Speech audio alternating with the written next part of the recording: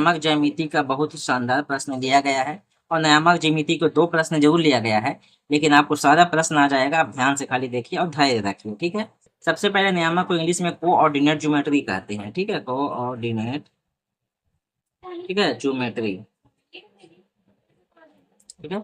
सबसे पहले देखिए, ये मान लेते हैं कि 2 एक्सिस बना दिए हैं, इसको वाई एक्सिस कहते हैं, वाई डैश एक्स, ठीक है। यहाँ पे हम लोग 0 लिखते हैं, यहाँ पे 1, यहाँ पे 2, 1 2, यहाँ भी 1 लिखते हैं, यहाँ भी 2 लिखते हैं, यहाँ 1 माइनस में, यहाँ माइनस में 2, माइनस में 1, माइनस में 2, ठीक है। याद रखिए डैश वाला हमेशा माइनस में ही लिखाता है, 2 तक लिखना जरूरी है ऐसा नहीं, जितना भी लिख सकते हैं उससे कोई दिक्कत नहीं है। या ये वाला डंटा प्लस में है, ये डंटा प्लस में है, ठीक है। यानी जो प्रथम पाद में होगा, इसको अंग्रेजी में प्रथम, हिंदी में प्रथम पाद कहते हैं। जो आपका प्लस होगा दोनों, ये भी डंटा और ये भी डंटा, हमेशा एक्स लिखाता है पहले, फिर वाई लिखाता है, ठीक है। और एक्स को भुज कहते हैं या भुजाक्ष भी कहते हैं, ठीक है। वाई को कोटि कहते हैं। एग्जाम में पूछ देता है कि बताइए, 4 और 5 लिख देगा, बोलेगा इसमें कोटि बताइए, तो कोटि आपको बताना होगा कि ये कोटि है। बोलता भुज बताइए, तो 4 आपका हो जाएगा, ठीक है। तो प्रथम पाद, ये भी पूछ सकता है कि ये बताइए कौन सा पाद में है, 5 माइनस में 3 किस पाद में है। तो पता कब चलेगा, जब आपको ये जानिएगा तब ना, कोऑर्डिनेट पहचानने के लिए सीखिएगा तब ना। ये कैसे आता है, जैसे मान लेते हैं कि अच्छा ये एक्स वाई कैसा है, तो यहाँ पर से हम लोग एक और एक लिए, तो एक यहाँ मिलाए ना, तो यहाँ पर जो बिंदु बनता है एक्स और वाई दोनों का ना बनता है, यहाँ भी एक, यहाँ भी एक, ठीक है। तो चलिए अब इधर देख लेते हैं, पहले एक्स लिखा था इसलिए ये वाला डंटा क्या है, माइनस में है, तो माइनस लिख देते हैं, इसको द्वितीय पाद कहते हैं,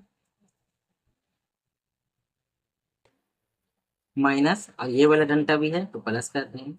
ये वाला जो घर बना हुआ है, ये डंटा और ये डंटा से, पहले तो एक्स लिखा था इसलिए इसको हम माइनस में लिख देंगे, फिर ये डंटा। अब ये घर में आते हैं तो ये डंटा और ये डंटा, इसको हम लोग तृतीय पाद कहते हैं, तृतीय पाद, ठीक है। तो ये वाला डंटा भी माइनस में है, ये वाला डंटा भी माइनस में है, इसमें दोनों माइनस है। ये वाला सर, तो ये वाला पहले प्लस में है, फिर ये वाला माइनस में है, इसको चतुर्थ पाद कहते हैं, ठीक है। बस समझ में आ गया। तो आपको ये प्रॉपर्टी क्लियर हो गया होगा। चलो फॉर्मूला देख लेते हैं। तो ये ऐसे रहेगा, तो बोलेगा कि दूरी बताएं, दूरी सूत्र से बनाए, दूरी क्या होगा, 2 बिंदु के बीच की दूरी बताना है। तो लिखना है कि ए बी की, लिखना है पूरा, 2 बिंदुओं ए बी की दूरी बराबर x1 माइनस x2 का whole square plus y1 minus y2 का होल स्क्वायर, ठीक है। ये फार्मूला है और यही फार्मूला से पूरा नियामक ज्यामिति बन जाएगा, ठीक है। इसको हम लोग x मानते हैं, इसको y मानते हैं, इसको भी x मानते हैं, इसको भी y मानते हैं। आपको पता है यहाँ पे बताए हैं कि पहले x लिखते हैं फिर y लिखते हैं, ठीक है। लेकिन यहाँ पे जब दोनों में x आ जाए ना, तो एक ठो को x1, एक ठो को y1, x2 y2, ठीक है।